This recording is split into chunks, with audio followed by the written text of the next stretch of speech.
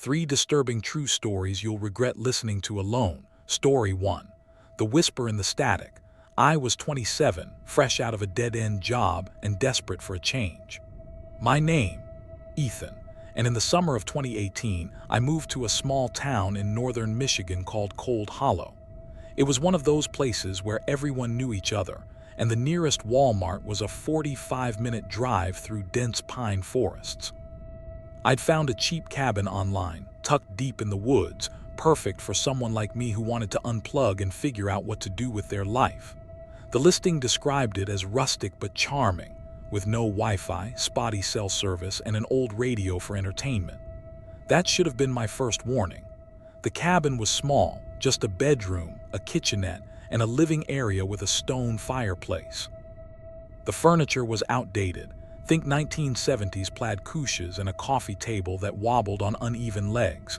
But it was clean, and the silence of the woods felt like a balm after years of city noise.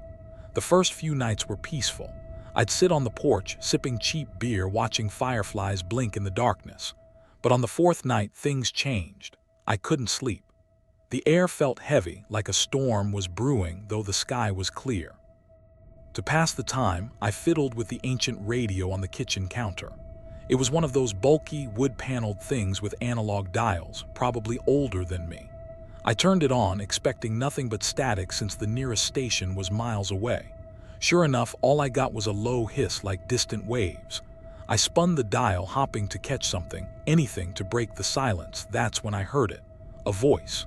Faint, buried in the static, but unmistakable. It wasn't singing or speaking in full sentences, just a single word repeated over and over. Ethan. My name. My heart stopped. I froze, my hand hovering over the dial. The voice was low, raspy, like it was being dragged through gravel. Ethan, Ethan. I thought I was imagining it, so I turned the volume up. Big mistake. The static grew louder, but so did the voice, now clearer, more insistent. Ethan, come outside. I yanked the plug from the wall. The radio went silent, but the air in the cabin felt electric, like the moment before a lightning strike. I sat there, staring at the dead radio, telling myself it was a prank, a crossed signal, anything but what it sounded like.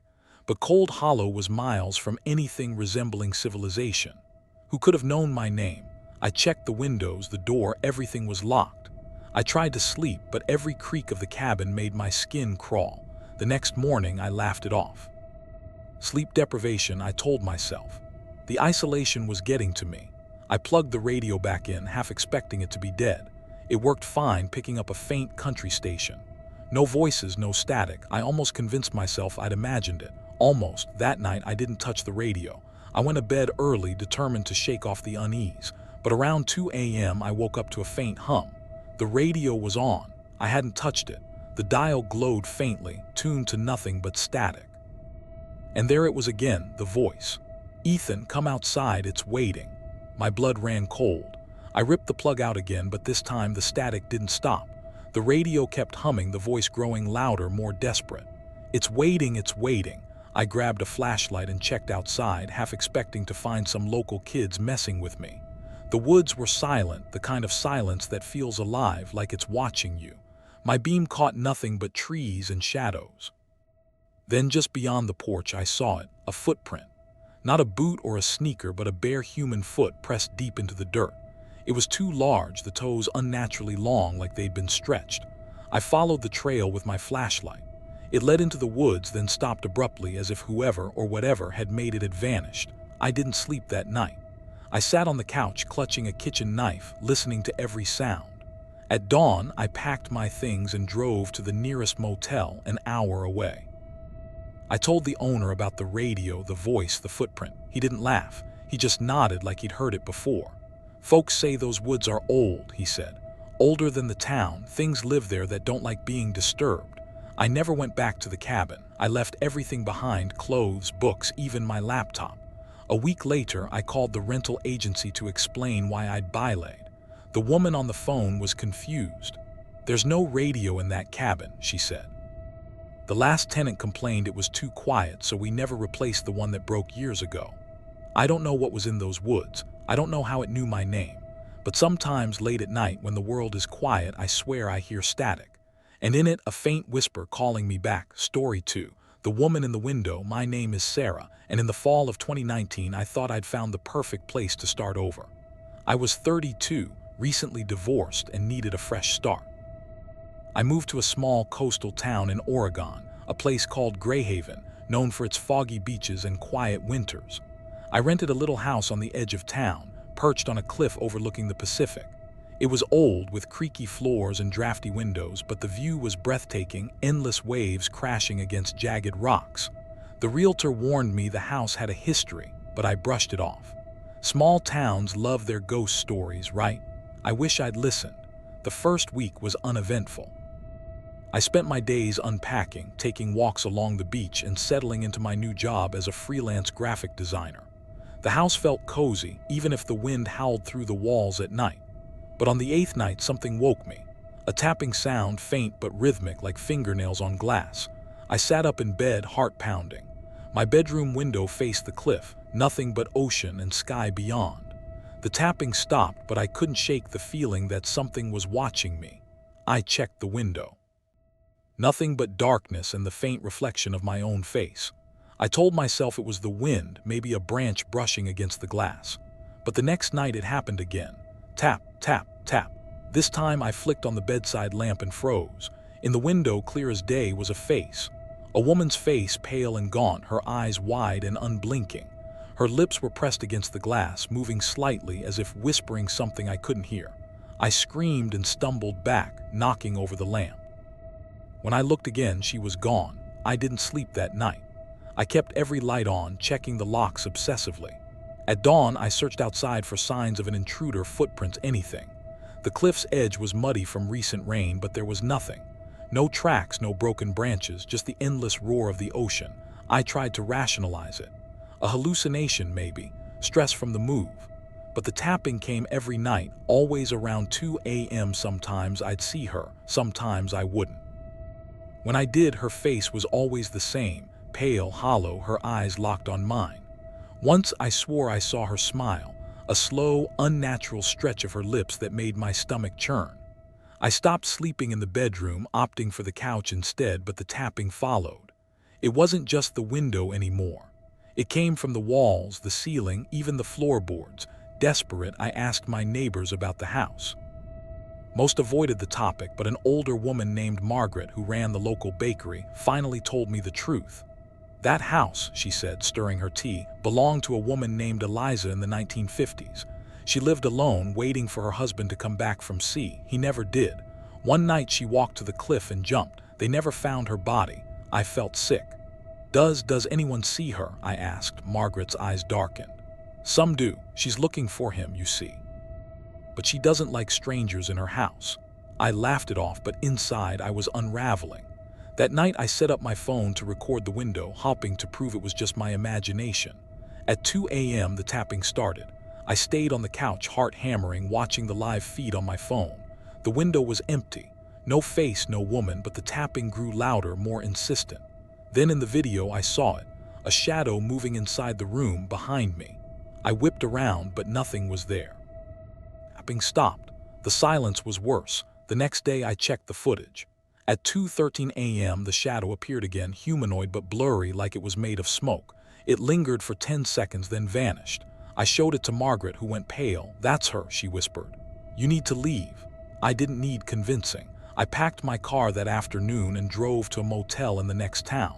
But that night, as I lay in bed, the tapping started again. Faint, rhythmic, coming from the motel window. I didn't look, I couldn't. I just pulled the blankets over my head and prayed for morning.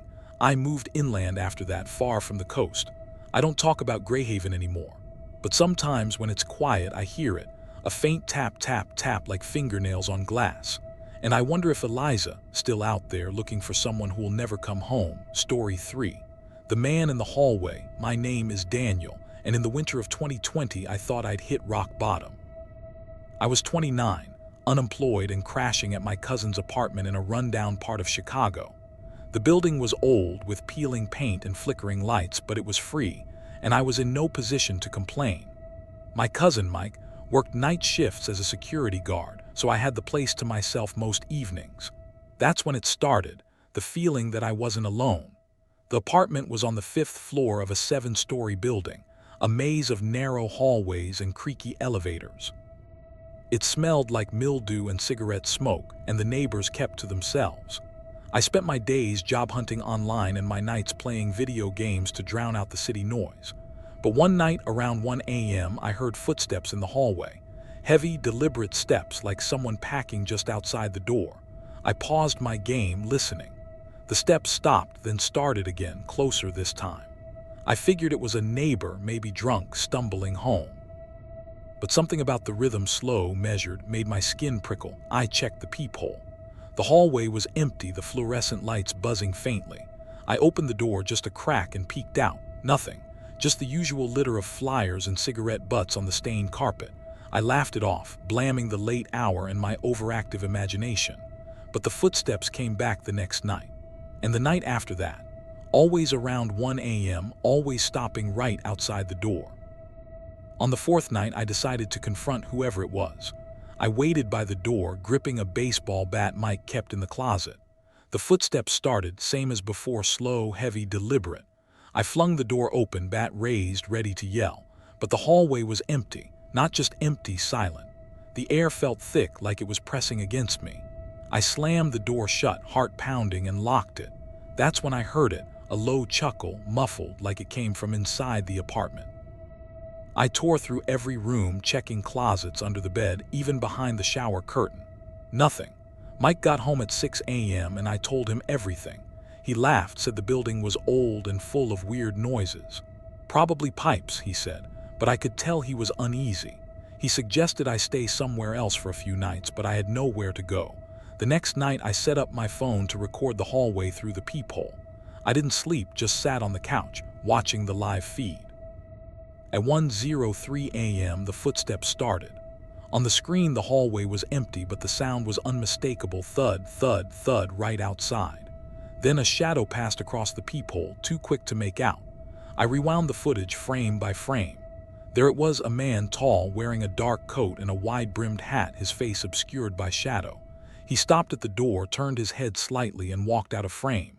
The footage cut to static. I showed Mike the video.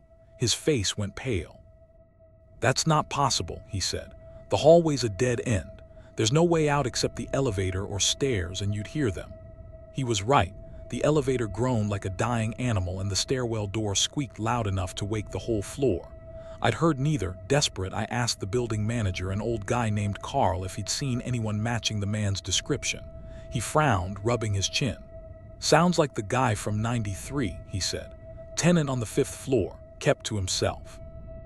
One night he killed his neighbor, then himself. Cops said he'd been hearing voices, thought the walls were talking to him. They found him in the hallway right outside 5B, my apartment. I didn't sleep that night. I sat by the door, bat in hand, listening. The footsteps came again, but this time they didn't stop at the door. They kept going into the apartment. Thud, thud, thud across the living room. I couldn't move, couldn't breathe. The air grew cold, and that chuckle came again, low and guttural, right behind me. I bolted, grabbing my phone and wallet, and ran to 24-hour diner down the street. I stayed there until morning. I moved out the next day, crashing with a friend across town. Mike stayed in the apartment for another month before he left too. He said the footsteps stopped after I left, but he never felt alone. Last I heard, 5B is still vacant. The manager says no one stays longer than a week. I don't know who that man was or why he was there. But sometimes when I'm alone at night, I hear it. A faint thud, thud, thud, like someone still walking, looking for me.